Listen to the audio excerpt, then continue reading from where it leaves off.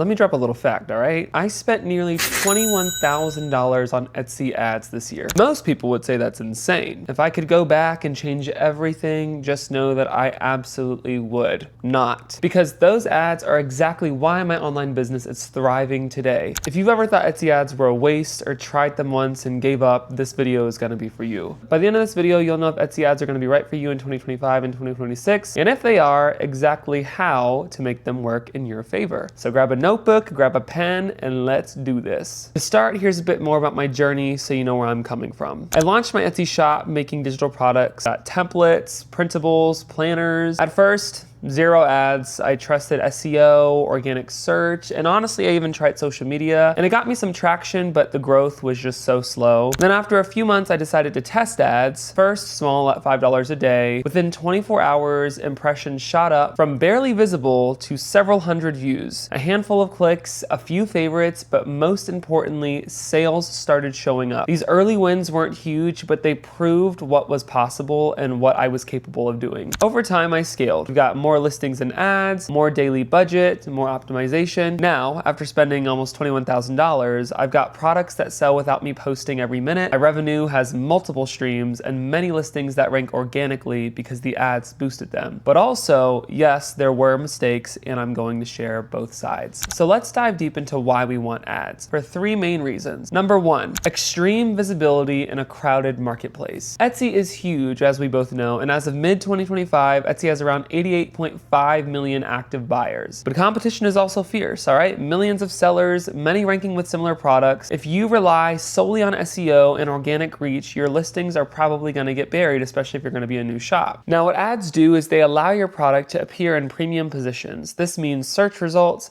category pages, sometimes even recommendation spots. This means that people are gonna see you who would never scroll far enough organically. On-site Etsy ad cost per click, also known as CPC, typically ranges between 20 cents and 50 cents per click, depending on the niche/competition. And now that's a relatively low compared to many external ad platforms. If your offer/conversion is solid, that's a reasonable cost to get eyeballs. Also, Etsy's total marketing spend in 2024 was about $856.6 million.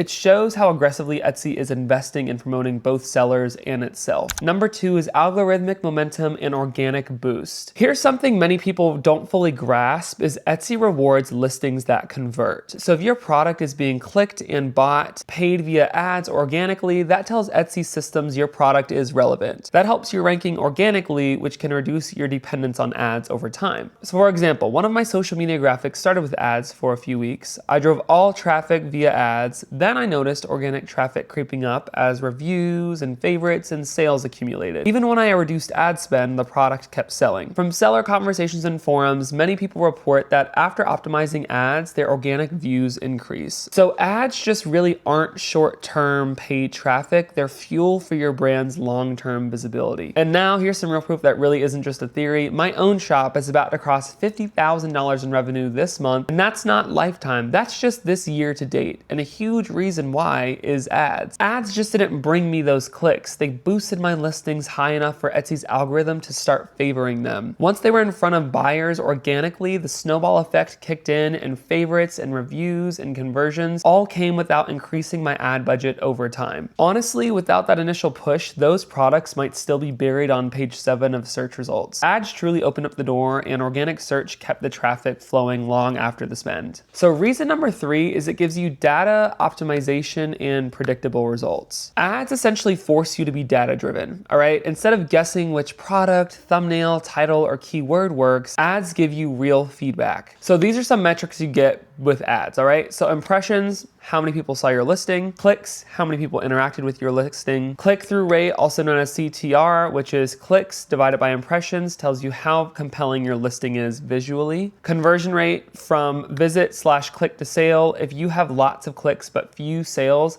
something's off in listing, price, or product. ROAS, or return on ad spend, is basically how many dollars you get back for every dollar that you spend. This is huge because ads might show lots of clicks, but if your ROAS is under 1, i.e. you spend more than you get in revenue, that is stranger danger, all right? That is a bad place to be in. Etsy's benchmarks vary, but many sellers aim for a ROAS of 2 to 5 or higher depending on margins. With solid data, I picked out my top performing listings, dropped poor ones, improved photos and titles, and scaled only what worked. That's how I turned $21,000 spend into long-term revenue, not just a temporary spike. Now, because it's not all sunshine and rainbows, I figured we should talk about some of the cons that come with ads, all right? So con number 1, costs can escalate very quickly. If your niche is competitive, your ad costs go up, all right? So your CPC, or cost per click, can sometimes climb as well as about 50 cents or more per click, especially during high shopping seasons like Valentine's Day, Christmas, etc., or in very saturated categories. Without controlling your daily budget, you can overspend pretty quickly. So getting clicks is one thing, but converting them to buyers is another. If your listing photos are and your description is unclear and pricing is too high, or your reviews are just low, a lot of clicks can go to waste, and that means you're just burning money in your pocket. Another example of this, because I love having an example of me burning money, is I ran ads on a listing that had great photos, but just a weak description, and my click-through rate was decent, but my conversion was super low, and I was paying for these clicks, but had hardly any sales, and it taught me that I really have to optimize my listing quality before running ads, or else I would be, like I said, burning money in my pocket. Another con is that your ROAS expectations can be very misleading. Sometimes people look at their ROAS a little too early and get discouraged. If you only run ads for a few days, your ROAS will look bad because Etsy algorithm is still learning. Data suggests letting campaign run for at least 2 to 4 weeks before judging too harshly. And I remember watching a whole bunch of Etsy sellers talk about how you can't get too attached to the outcome of ads before you've given it a fair shot at running its course. Just take note of that, as you need to let your ad sit for a few weeks before you can really make a judgment on whether or not to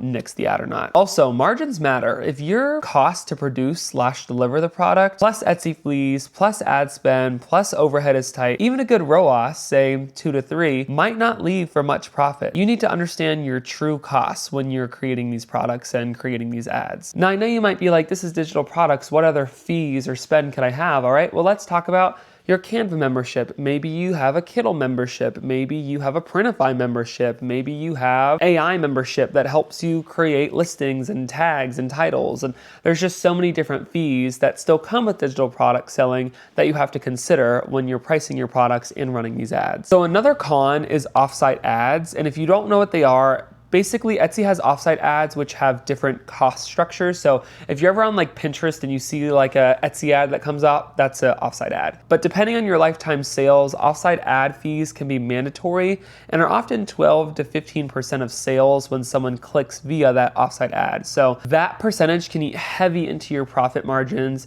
So you just really have to make sure you have a high profit cushion when there's potential for offsite ads to eat into that. So how are we going to make ads work for us? How are we going to maximize our upsides and minimize our downsides? So step 1, we are going to start small. Don't start with your budget maxed out, okay? Test 1 to 2 listings first, maybe $5 to $10 a day, whatever you're comfortable with. See what your click-through rate is and your conversion looks like. If your ROAS is greater than what you need, depends on your margins, scale gradually. The next step we're gonna do is going to be to optimize our listing quality. We're gonna make sure our product photos are high quality. Our digital products, mockups count a lot. We have the title, we have the tags. Use strong relevant keywords. We want our price point to cover all of the costs, including ad spend, your fees, and your time. We want our reviews to be as positive as possible, so make sure you are responding to those customers on time. Also, make sure your shipping / delivery info is clear. If you're doing print on demand, like I said, this is more digital products focused, but just make sure everything is concise and upfront. The next step is gonna be tracking our metrics and testing. We're gonna use Etsy Ads dashboard metrics religiously. I'm talking impressions, clicks, click-through rates, orders from ads, the whole shebang, all right? We're gonna do A/B tests. That means different thumbnails or titles or keywords, and we're gonna see what works and keep what wins and cut what doesn't. Let that data really sink in and accumulate. Like I said, give it that 2 to 4 weeks testing, and then from there you can make a decision based off of what is selling and what is not. Next step we're gonna do is manage budgets and scaling. So that means we're gonna set daily caps so you're never surprised, increase budgets only on listings with proven performance, and reallocate spend from poor listing to those good ones. We're also gonna be aware of seasonal cost spikes. So certain times your cost per click will rise, competition will rise. You might want to pause or scale back on some ads during those, or just plan ahead. So let's return to the $21,000 $21,000 I spent. Was every dollar perfect? No. Some listings were great, some listings were terrible, and some listings did meh. But overall, they paid off. It built momentum, visibility, sales, and ultimately a business that's not totally dependent on me, but on the products I put out months ago. In 2025 and in 2026, if you want to build a brand, not just make quick sales, here's my verdict. You should run Etsy ads. You need to do it smartly, with patience, good listing quality, tracking, and realistic expectations. You should be cautious, don't overextend budget, don't pretend every listing will be amazing, don't ignore fees and margins, and always test before scaling. If you enjoyed this video, please give this video a big thumbs up. And if you liked it, I would love to hear your thoughts on ads down below and how they've helped you in your shop. And I'm hopeful to see you implement some of the strategies I talked about in this video. But all that to say, I will see you guys in the next video. Bye.